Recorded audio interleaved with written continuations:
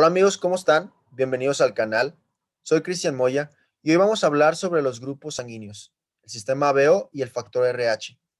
Los objetivos de esta charla van a ser conocer qué es un grupo sanguíneo, aclarar algunas definiciones como es aglutinógeno, aglutinina o aglutinación, conocer estos dos sistemas ya mencionados y ver qué pasa fisiológicamente ante una reacción transfusional sanguínea, es decir, cuando una persona recibe sangre incompatible con su tipo sanguíneo. Anteriormente se realizaban transfusiones sanguíneas sin llevar a cabo un control en la tipificación sanguínea. Sobre todo en las primeras transfusiones sanguíneas, tanto el receptor como el donante, se desconocía qué tipo de sangre tenían estas dos personas y por lo tanto, después de transfundir sangre, se demostraban reacciones transfusionales. Esas reacciones transfusionales muchas de las veces conllevaban a la muerte y a partir de aquí se vio que las personas tienen diferentes tipos de grupos sanguíneos, diferentes antígenos en sus superficies de los eritrocitos y diferentes anticuerpos que se desencadenaban como producto de esta estimulación antigénica. Lo cual demostró que la antigenicidad provoca reacciones inmunitarias en la sangre. Ahora bien, ¿qué es un grupo sanguíneo? Un grupo sanguíneo lo vamos a definir como una clasificación de la sangre de acuerdo con las características presentes en la superficie de los eritrocitos y en el suero de la sangre. Básicamente se va a basar en la presencia de determinados antígenos de la superficie de estos eritrocitos, también conocidos como aglutinógenos, y hablando del suero, la presencia de anticuerpos circulantes contra estos aglutinógenos, o también denominados aglutininas.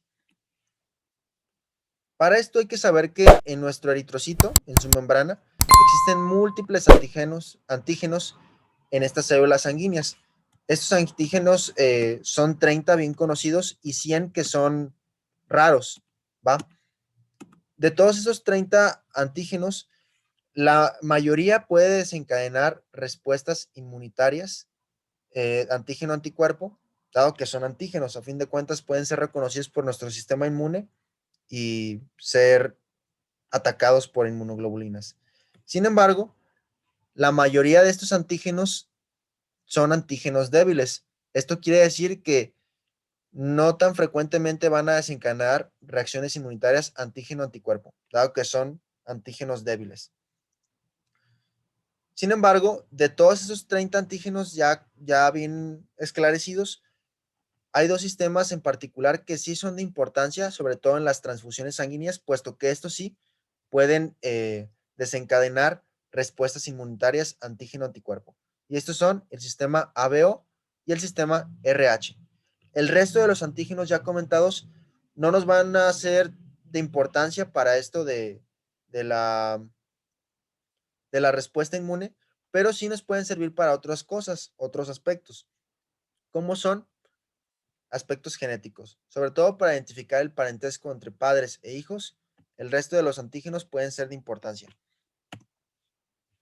Algunos puntos clave que hay que recalcar en esta charla es qué es un aglutinógeno y qué es una aglutinina.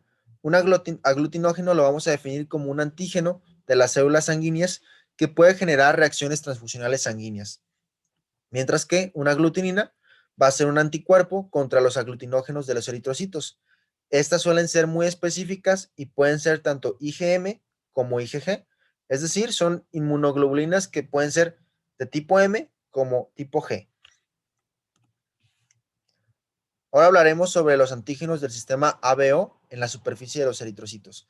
Cabe aclarar aquí que, este sistema ABO se hereda de una forma mendeliana y de estos, el antígeno A y el antígeno B son antígenos que son alelos dominantes, ¿ok? Básicamente las personas se pueden clasificar en 4 grupos. Todo esto va a estar basado en la presencia o ausencia de estos antígenos A y B. Las personas que son de grupo A tienen forzosamente un antígeno A. Las personas que son de grupo sanguíneo B tienen el antígeno B. Las personas que son de tipo AB tienen ambos antígenos. Y las personas que carecen de antígeno A y tipo B son conocidas como grupo sanguíneo O. Aquí tenemos una imagen. Cabe aclarar aquí que todas estas personas, todas las personas con los grupos sanguíneos O AB tienen como común denominador el antígeno H. Este antígeno H también es conocida como fucosa terminal.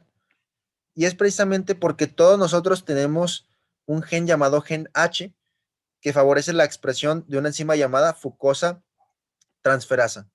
Esta fucosa transferasa va a favorecer la colocación de esta fucosa terminal al final del oligosacárido complejo. Si se fijan, todos estos son oligosacáridos. Tienen presencia, están presentes las diferentes moléculas de glucosa, galactosa, N-acetilgalactosamina, más galactosas, y en la parte terminal tienen una fucosa terminal. Además, los que son de grupo sanguíneo A van a expresar otros azúcares, como es el caso de la N-acetilgalactosamina, dado que estas personas expresan una enzima llamada N-acetilgalactosamina transferasa, que precisamente transfiere este azúcar a la parte terminal, uniéndolo con la galactosa y la fucosa terminal. Por otro lado, las que son de grupo sanguíneo B van a expresar una enzima llamada galactosa transferasa, que precisamente transfiere otra molécula de galactosa en la parte terminal. Ahora bien, ¿qué es lo que determina el grupo sanguíneo ABO? La respuesta a esta pregunta es la genética. El hecho de que alguno de nuestros padres tenga algún determinado antígeno, es posible que nosotros también lo obtengamos. Para esto hay que conocer que el locus genético del grupo sanguíneo ABO tiene 3 alelos diferentes, 1A, IB e IO, ¿ok? En estos, la letra I o el símbolo I significa inmunoglobulina y los diferentes alelos son el tipo A, B y O. Cabe aclarar aquí que el alelo O es recesivo y los alelos A y B son codominantes. ¿Qué quiere decir esto? Que en la herencia mendeliana, por el hecho de tener a lo menos uno de estos alelos, a pesar de, por decirlo así, yo tengo un alelo O, pero tengo uno A, el hecho de que este sea dominante automáticamente me convierte a mí en una persona del grupo sanguíneo A. Con mayor razón, si ambos padres me heredan ambos alelos A, tendremos un grupo sanguíneo A también. Lo mismo pasa con el grupo sanguíneo B. Si tu madre te hereda el grupo sanguíneo O, pero tu padre el grupo sanguíneo B, automáticamente vas a ser grupo sanguíneo B. Si ambos padres son B, serás por consiguiente también grupo sanguíneo B. Si alguno de tus padres te hereda el grupo sanguíneo A y el otro el grupo sanguíneo B, serás grupo sanguíneo AB. Mientras que si tus padres te heredan el grupo sanguíneo O, automáticamente va a ser grupo sanguíneo O. Pero para aquí aclarar que para ser grupo sanguíneo O, ambos tienen que ser O. ¿Por qué? Porque son genes recesivos y así funciona esto. Si no tenemos dominantes, vas a ser grupo sanguíneo O. Aquí se ilustran los diferentes genotipos y cómo es que determinados genotipos van a definir el tipo sanguíneo que ya mencionamos. El hecho de que tengas un genotipo va a favorecer la expresión de determinados antígenos de la superficie eritrocitaria, que ya vimos que se llaman aglutinógenos. En el caso de tener un genotipo OA o AA, o es decir, un tipo sanguíneo A, vamos a expresar aglutinógenos tipo A. Mientras que si somos tipo B, vamos a expresar aglutinógenos tipo B. Si somos AB, vamos a expresar aglutinógenos A y B. Algo importante aquí a mencionar es que el hecho de que tú tengas un determinado aglutinógeno va a hacer que se generen aglutininas, es decir, anticuerpos contra aglutinógenos ajenos a tu cuerpo, ajenos a tu organismo. Por decirlo así, una persona que es del grupo sanguíneo O, como carece de los dos aglutinógenos A y B, se van a desencadenar anticuerpos o aglutininas anti-A y anti-B. Una persona que sea de grupo sanguíneo A únicamente va a desarrollar anticuerpos o aglutininas anti-B y una persona que sea de tipo B va a desencadenar aglutininas anti-A. Las personas que son del grupo sanguíneo AB van a carecer de aglutininas anti-A y anti-B por el hecho de que tienen ambos aglutinógenos A y B. Algo interesante aquí e importante clínicamente es que el grupo sanguíneo O es también conocido como el donador universal, puesto que este carece de aglutinógenos, ¿va? Entonces podemos donar sangre si somos, podemos donar sangre a cualquier grupo sanguíneo, siempre y cuando seamos grupo sanguíneo O. Y algo también interesante es que las personas AB son consideradas receptores universales. Esto quiere decir que todos los demás tipos sanguíneos le pueden donar sangre a estas personas y por lo tanto es una buena noticia. Si alguna vez te accidentas y requieres sangre, es más fácil de adquirir sangre de cualquier persona que en comparación con los demás grupos sanguíneos. Aunque aquí pues es necesario hacer otro tipo de pruebas porque no nada más el grupo sanguíneo, los grupos sanguíneos ABO determinan las respuestas, las reacciones transfusionales. Hay otros factores un poco más complejos que más adelante veremos que también influyen. Aquí se ilustra la frecuencia relativa de los diferentes tipos sanguíneos y es evidente que el tipo sanguíneo O y A son los más prevalentes en la población. El grupo sanguíneo O es el más prevalente hasta en un 47%, grupo sanguíneo A 41%, el grupo sanguíneo B es el menos frecuente hasta un 9% y aún más extraño va a ser el AB hasta en un 3%. Todo esto va a variar un poco dependiendo de la población que estemos hablando, pero en general se manejan estos porcentajes como promedio. Ahora surge una pregunta interesante. ¿Por qué se producen las aglutininas? Siendo que no todas las personas hemos recibido una transfusión sanguínea.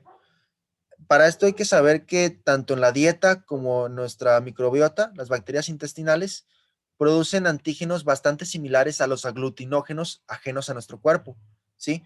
Esto hace que se vaya generando una estimulación inmunológica por parte de nuestra médula ósea y por parte de nuestros ganglios linfáticos que hace que se vayan produciendo las aglutininas conforme avanzamos en nuestra edad. Hay que aclarar aquí que los niveles de aglutinina tienden a variar dependiendo de la edad que estemos hablando. Normalmente cuando nacemos carecemos o casi no tenemos aglutininas presentes en nuestro organismo, pero conforme vamos avanzando en nuestra edad, más o menos a los 8 o 10 meses, es cuando se empiezan a generar más estas aglutininas. El pico máximo de aglutininas en nuestro organismo es entre los 8 y 10 años de edad. A partir de aquí tenemos el pico máximo y después de esta edad, conforme vamos envejeciendo, estos niveles de aglutinina van disminuyendo gradualmente. Bien, ahora veremos cómo es que se dan las reacciones transfusionales. ¿Qué es lo que pasa cuando una persona recibe sangre incompatible a su tipo sanguíneo? Vamos a ver el proceso de aglutinación en reacciones transfusionales. Imaginemos que tú eres del grupo sanguíneo A, sufres un accidente desafortunadamente y requieres sangre. Y la persona que te transfunde la sangre no se fija que la sangre que va a ser transfundida es grupo sanguíneo B. Aquí lo primero que tenemos que ver es que esta persona que es del grupo sanguíneo A va a desencadenar una respuesta inmune, va a estimular a sus aglutininas para que ataque a los eritrocitos que tienen el antígeno B, ¿va? Esto va a desencadenar que estas aglutininas favorezcan el proceso de aglutinación. Para esto hay que saber que los diferentes tipos de aglutininas, IgM e IgG, van a diferir en los sitios de unión. Las IgM tienen 10 sitios de unión y las IgG tienen 2 sitios de unión. Básicamente la aglutinación se va a referir a aquella aglomeración eritrocitaria producto de la unión de estos sitios de unión con las inmunoglobulinas, con las aglutininas. Digamos que estas aglutininas actúan como pegamento que hace que los eritrocitos se vayan uniendo unos con otros, se vayan juntando, se vayan aglomerando y todo este proceso, como ya mencioné, se denomina aglutinación. Y va a depender del tipo de inmunoglobulina que se esté estimulando. Pues ya mencioné, en el IgM va a ser 10 sitios de unión, entonces va a tener la capacidad de unir 10 eritrocitos. Y en el caso de las IgG, solamente 2 eritrocitos. Imaginemos que esta es una inmunoglobulina IgG, va a unir este eritrocito con el otro. Todo esto es importante porque esta aglomeración eritrocitaria va a hacer que pequeños vasos en la circulación se obstruyan Y esta obstrucción a su vez va a generar una deformación mecánica en estos eritrocitos. Además de que nuestro sistema inmune está generando una respuesta, estos eritrocitos, a fin de cuentas, con la obstrucción mecánica y por consiguiente el efecto mecánico de estos vasos sanguíneos y aparte el efecto del sistema inmune, haga que estos eritrocitos se lisen. A este fenómeno se le denomina hemólisis.